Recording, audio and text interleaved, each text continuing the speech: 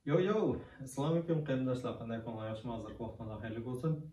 Mening ismim Farhod. Bugungi kanalimga qiziq qarshi oldim. Mablag' solish xatarlik, mablag' solgan chog'da ehtiyojchan bo'ling, ham o'zingizga xos uslubda mablag' solishni o'rganing. Shunda yaxshi taklif fikrlar kelibdi. Rahmat hammalarga, meni qo'llab qilganlarga. Mushu meniki so'zlaganlarimning hammasi shunda jiq uchurlar bo'libdi. Har bir qitimda shunda qisqa vaqtda shunda jiq uchurlarni berdingiz. Mesela şu leverage uygulasın. Mesela şu kısatın bazen şuna qarindoshlarimiz ko'ryapti, shular yaxshi tushunibdi. Chunki bularni siz agar boshqa har qanday boshqa millat bo'lsin, ingliz bo'lsin, boshqa YouTuberlardan ko'rsangiz, ular sizga unda yaxshi injiklab tushuntirib beramaydi. Masalan, leverage qanday xatarlik bu o'yinmonlar bu deydi, lekin zaten nima? Mesela ben degandek, u degan bir bilet bilan kirdingiz, rasmiy uyan qayerda, chiqish bilan tushishda. Sizning mayli siz $130 bilan kiring, $130,000 bilan kiring, oqibatida tutilgan pulingiz o'xshash bo'ldi. Sizga o'zingizga shunda oddiy $130 bilan kirdim degan deklab tushungan bilan uyan keynida bundan sizga yaxshi tushuntirib berganlar unda yo'q amaliyotda. Men hozircha ko'rib baxtlidim. Shunaqa bizning o'zimizdagimi shu Uyg'ur millatimizning ichida shunda iqtidorli odamlar bor.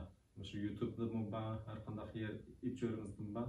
Shularning iqtidorlarini biz o'zimizning millatga, Uyg'urga bu deb yaratmay qilmay, ularni qadrlaylik. Balki bizlar men uchun bizlarda shunday jiq qobiliyatlar bor, biz o'zimiz yaxshi ko'ramigan. Men bularni bir kun so'zlab bermayman. Bizdeki qanday qobiliyatlar va boshqalarga o'xshamaydigan deydigan. Shunga bizlarni qo'llab beringlar, abuna bo'lib, boshqalarga tashviq qilib beringlar. Hargizmi bizdeki YouTuberlarimiz yaxshi qilayotganlar yo'qolib ketmasin. Gapga kelsak, bugungi darsda men ba'zan qarindoshlarimiz so'rabdi. Shu bizdeki iqtisod o'rganishimiz, shu bizning vatan qurishimiz, shu siyosat bu narsalarga cho'ng foydasi bor, davlatlarga foydasi bor deb siz qanday foydasi bor deb. Shuni men sizga buni bugun bir isbotlab bermoqchi. Bir davlatningki, masalan, hozir bizning davlatimiz yo'q, xudoyim bersa bir kun bo'ldi. Masalan, bir davlat qurib bo'lgan vaqtimizda bu davlatningki, odatdagi davlatlarningki qurilmasi qanday bo'ldi? Masalan, bizningki hozir paycha qurilmamiz bor, mablag' qurilmamiz bor. Masalan, bu davlatning qurilmasi qanday bo'ldi? Men sizga so'zlab beraman. Devlet kurulması sonrasızay. Bunun en aslında kim var? Biz var. Biz adetki fuqarolar var. Onun üstüde neyim var? Asker, qo'shin, qurol yaroqlar var. Fuqarolarning üstüde asker, qo'shin, qurol yaroqlar bu yerda. Bizning ustimizda. Fuqarolarning üstüde. Bu qurol yaroqlarning üstüde neyim var? Ularni kim boshqurdi? Siyosatchilar. Siyosatchilar, partiyalar mushlar boshqurdi. Siyosatchilarning ustida nima bor? Siyosatchilarning ustida qonun bor. Ya'ni shu parlament a'zolari qonunlarni loyihalaydiganlar bular bor.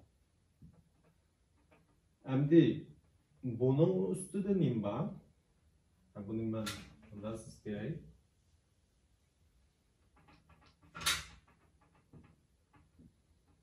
Bunun üstüde iqtisod var. Bunda qo'ysam xato tushunib qolmanglar. Bir adasi o'xshatamda. Shunaqa bu yerda iqtisod bor. Har qanday davlatlarda. Shunaqa siz o'zingiz his qilib baqsangiz, masalan, shu musulmon davlatlari nimda bizni qo'llamaydi. Biz Uyg'urlarni qo'llaydigan davlatlar endi Xitoy tarafda turdi. Nima uchun? Iqtisod uchun. Lekin shu Amerikadagi davlatlarni shu qonunlarni o'zgartirib, o'zining iqtisodi bilan o'zgartiradigan ba'zan shunday kuchli oilalar bor. Ularni men keyin so'zlab bersam bo'ldi. Shuningga iqtisod bir davlat uchun shunchalik muhim. Endi biz hozirgi Uyg'urlar bu iqtisoddan yuqorida, buning ustida biz. Nima uchun? Bizga bu iqtisod, bu narsa hammasi muhim emas. Bizga nima muhim? bizga erkinlik muhim. Biz hozir buning ustida. Lekin bu hozirgi holatimiz. Lekin keyin kelgusida davlat qurib qolsak, bizga nima lozim? Iqtisod lozim bo'ldi. Iqtisodimiz, shu bilimlarimiz, shuni har doim deyman, iqtisodni o'rganaylik, meni qonunim kiringlar.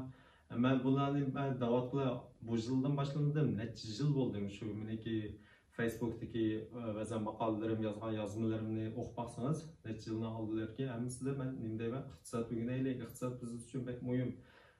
Kelgusida davlat qurishimiz, davlat qurib bo'lib, shu davlatimizni normal mang'uzish uchun, masalan shu Amerikadagi Wall ko'chasidagi anonslarmi, boshqa davlatlardagi iqtisodni o'ynab o'zining sherkiti uchun davlat emas, sherkit uchun foyda kelish uchun bir davlatni vayron qilayotgan, vayron qilayotgan nurg'un ishlar bor. Shu Venezuela mushtar cho'ng o'zgarishlar bo'ldi. Bularni shu Wall ko'chasidagi anonslar o'ynagan o'yinlar nurg'unlari. Masalan, mush kichik davlatlarga ham emas, nurg'un cho'ng davlatlarga, Yevropaga, masalan 2012 yil 2010 yil bilan 12 yil deyman. Bu vaqtdagi bir Yevropaniki krizisi ammo esiz bo'lishi mumkin. Bu chog'da nima deydi?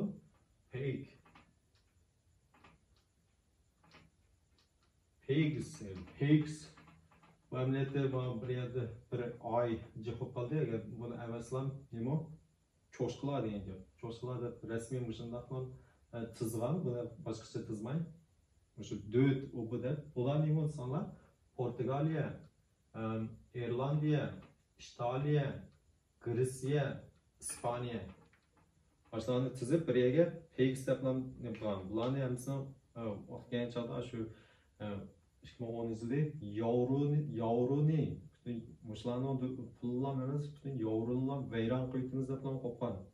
Wall Street'ga ba'zan anonslar shirkatlari, yoki cho'ng bank shirkati, bankasi. Andan keyin mushlarda qo'ygan vaqtida Germaniya, shunday kuchli, Angliya bular kelib, shu Yevropa parlamenti biz pul basimiz, pul bisib, Yevropa mush davlatlarga yordam qilamiz, andan keyin yevroni qutqizib qolamiz degan vaqtida Angliya qo'shildi, Germaniya qo'shilmaydi.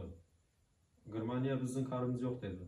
Keyin oxirida bu o't Germaniyaga tutishib, Germaniyaniki iqtisodiy ta'sir etgan vaqtida andan keyin bo'ldi biz qo'shildik dedi. Shu chog'da andan keyin parlament Yevropasi birlashmasi pul besib, shu yevroni qutqizib oldi.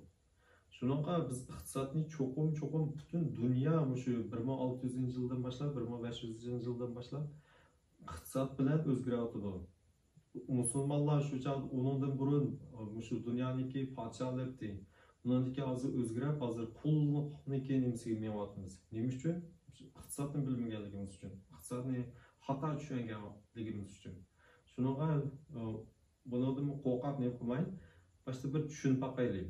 Tushunib, tegishli nima? Rasmiy bizga foydasi bo'lgan bo'lsa, bizdan davlatimiz qurollaydigan ishlar bo'lsa, nima uchun qilmaymiz? Shunaqa hammalarning bir mushtariyatda bilimlar bo'lib qolsin, azroq bo'lsin, yordam tekkan bo'lsin deb mushtar ishlashni qaror qilib, bu yil boshladim. Bo'lmasa, meniki agar mush hozirgi bilimlarim bilan boshqa tillarda, ingliz tillarida so'zlagan bo'lsam, nurg'un odamlar yig'ilib bo'lgan bo'ldi.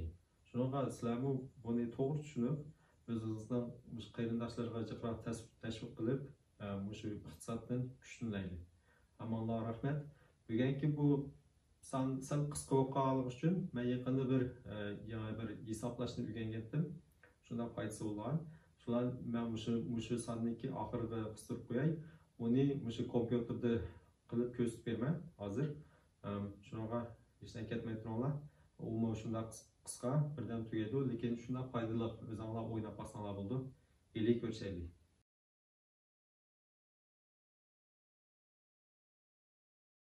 Assalomu alaykum qarindoshlar. Hozir men bu kompyuterni oldida o'tirdim. Men hisoblashni ochdim. Bu shunday qulaylik, o'rganib olsanglar shunday yaxshi, o'ynab baqsanglar bo'ldi. Buni telefonlarda qilsanglar bo'ldi. Eğer telefonlarımda tuz tutmayın, yan tutursanlar texnik hesaplashlar var, shuni ishlatib qolamiz. Biz nimani hisoblamoqchi bo'lsanglar, masalan, biz bir narsaga mablag' soldik. 10%lik kirim qildik. Qancha yildan keyin bu kirimimiz bir asr jiqlaydi. Masalan, 10 ming dollar mablag' solgan bo'lsak, necha yildan keyin 20 ming dollar bo'ladi. Shunga boshda biz 2 ni bosamiz. Birini 2 qilishimiz uchun shuni 2 ni bosdik. Ondan log, undan keyindan bo'lish, ondan 1 cheket 1 cheket 1 nimaga vakillik qildi desanglar 10%. Agar biz 20% ni hisoblamoqchi bo'lsak, 1 cheket 2 ni bosdik. Undan keyinda yana log, undan keyinda barobar. Shuning bilan bizniki hisob javobimiz chiqdi. 7 da 2 yil atrofida, masalan 7 yildan sal atrofida kirimimiz 2 bo'ldi. Ya'ni bir asr jiqlaydi. Ya'ni 10 ming dollarimiz 20 ming dollar bo'ldi. Shunaqa yana texnik murakkabroq qilib hisoblab ko'rib baxsak, o'xshash. 200 jiqlatmoqchi bo'lsak, 20% deb turaylik kirimimizni. Yani log basımız 205 volt. Ondan bölüngen 1 cheket 2 ni bastık. Bu 20% ga vakillik qildi. Ondan yana log keyinda barobar. Shuning bilan javobimiz 29 yil. Demak, 20% da kirim qila olsangizlar, 29 yildan keyin 280 jiqlaydi. Masalan, 10 ming dollaringiz 2 million bo'ldi. 100 ming dollaringiz 20 million bo'ldi. Rahmet, tilaksanız görüşelim. Allah'a emanet.